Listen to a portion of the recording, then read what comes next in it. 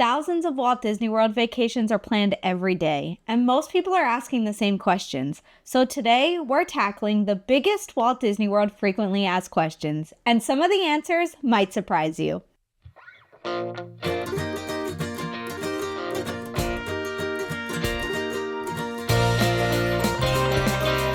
Hi, I'm Vicky, your Passport Pixie and friendly neighborhood Disney travel planner.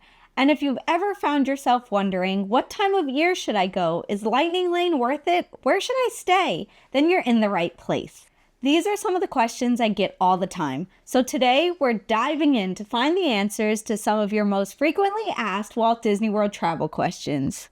And hopefully by the end of this video, you'll be ready to plan your best vacation yet. The first question I get asked all the time is, should I stay on Disney property? And my answer is always going to be yes. There is just something so special about staying at a Walt Disney World resort that you're not going to get anywhere else. The theming and the vibes just make you feel like you're part of the magic from the minute you step foot at your Disney resort.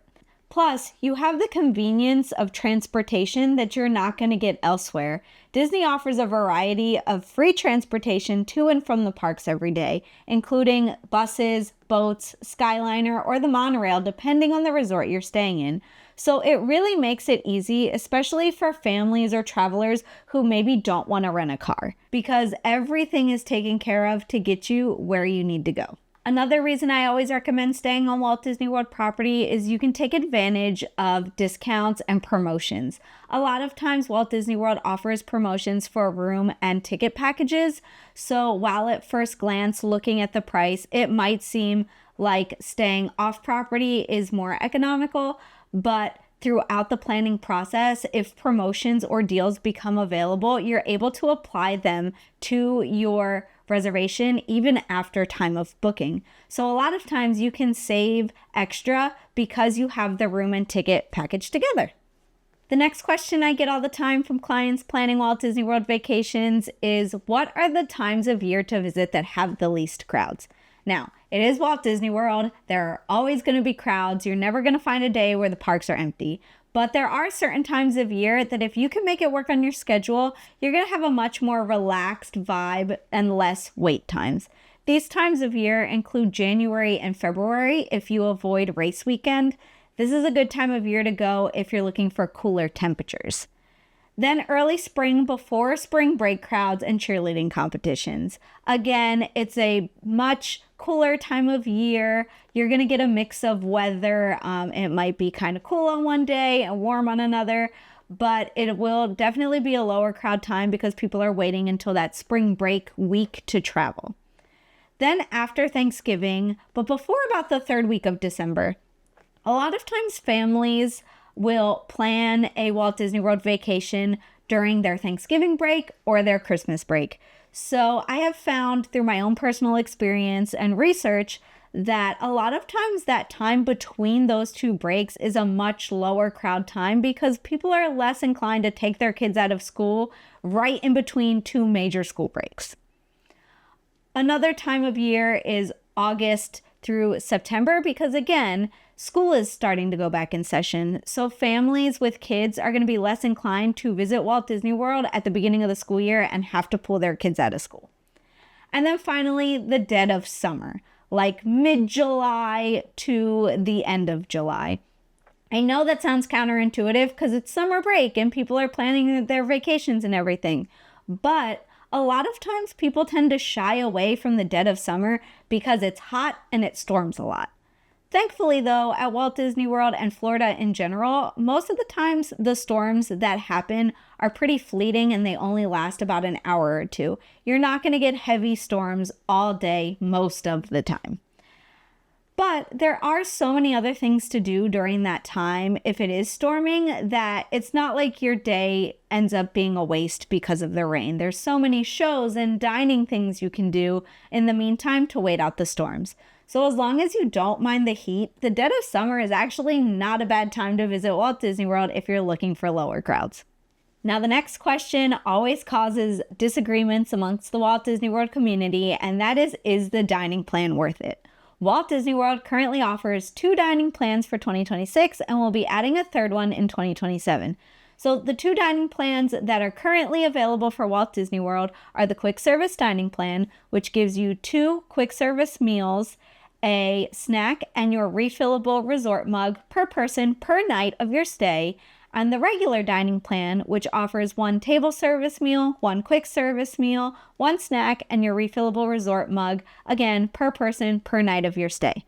The quick service dining plan currently averages at about $60.47 per night per adult and $26.16 per night per child. The regular Disney dining plan is currently at $98.59 per night per adult and $31.94 per night per child.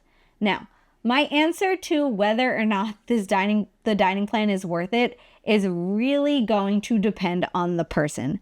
My husband and I always get the Disney dining plan when it's offered because we like the convenience of being able to prepay for our meals. Plus, we do take advantage of being able to eat whatever we want, whenever we want. We're not being mindful of the price of the item that we want. We're able to get an alcoholic beverage with every sit-down meal if we would like. And we just like that freedom of not having to worry about the cost of our food while we're on vacation. However, keep in mind of that per night, per person cost, because if you are looking through menus at Walt Disney World Resort's website or whatever, and you're finding that maybe some of the options that are going to be pricier are things that you're not interested in, or you're looking at lighter fare for the entirety of your visit, it might not be worth the dining plan if you know that you're not going to get to that per night, per cost threshold to make it worth it.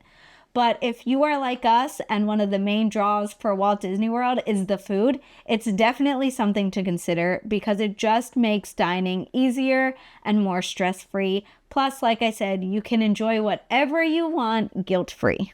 Another question I get asked by clients all the time is, how many park days do I really need? And my answer to that question is usually at least 1 day per park. So at minimum, I think 4 park days is a great place to start, especially if you're a first-time visitor. That gives you a full day in each park. You're able to enjoy the park for that entire period of time. And even if your party is one who likes to go back to the resort and take a midday break, you still have the rest of the day to spend in that park.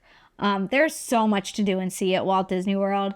If you can do more than 4 days and maybe repeat a park or 2, I would recommend that as well. My husband and I like to sometimes do 5 park days where we spend a day in each of the 4 parks. And then that 5th day, we'll either visit Epcot, my husband's favorite park, or Magic Kingdom, my favorite park, for a second visit. If you can't quite do 4 days, if maybe your time frame is a little smaller, maybe consider doing 3 days and splitting 2 of the parks that are maybe not as aligned with what your party is looking for. That way you still have 2 days that you can spend each in one of the 2 parks that you are most interested in, and then split the other 2 parks and do a half day at each. But whenever possible, I always recommend at least 4 days so you can experience each park all day and feel the Disney magic that that park has to offer. And the last frequently asked question I'm going to tackle today is Lightning Lane worth it? And the answer to this question is going to depend entirely on your travel party. If your party is one that values the more big ticket attractions like Tower of Terror, Guardians of the Galaxy Cosmic Rewind, then I would consider Lightning Lane, especially if you're going during one of the busier peak park crowd times. Also, keep in mind when it comes to wait times, the app is your best friend. I keep an eye on wait times throughout the day, and the minute I start to see them drop, I consider going to that attraction and getting in that queue while I can, as opposed to just getting in line when I'm there and dealing with whatever the wait is. You can definitely kind of strategize your park day around the fluctuation of wait times, especially if you're there on a day where it happens to rain, because a lot of times the queues drop when it's raining. I remember one time my family was at Walt Disney World when Rock and Roller Coaster was still featuring Aerosmith, and the line for that ride was close to 2 hours. it started to rain and we took a break, got some ice cream. We were sitting on Sunset Boulevard and I happened to look at the wait time for Rock and Roller Coaster and it went from almost 2 hours to 20 minutes. So I jetted over to that. I waited next to no time. I was able to ride it because a lot of people, unfortunately for them, saw the rain and decided that they were going to kind of duck out for the day. So take advantage of those little times too, and that'll help maximize your fun time and minimize your wait time. And that's going to be it for today's video of my most frequently asked questions about planning a Walt Disney World vacation. If you like this video and would like to see more frequently asked questions videos, please let me know in the comments below because I love to answer all your questions and of course I love to talk about Disney. And if you love travel, Disney magic, and helpful tips to make the most of your vacation, be sure to hit that subscribe button and follow along for more magic.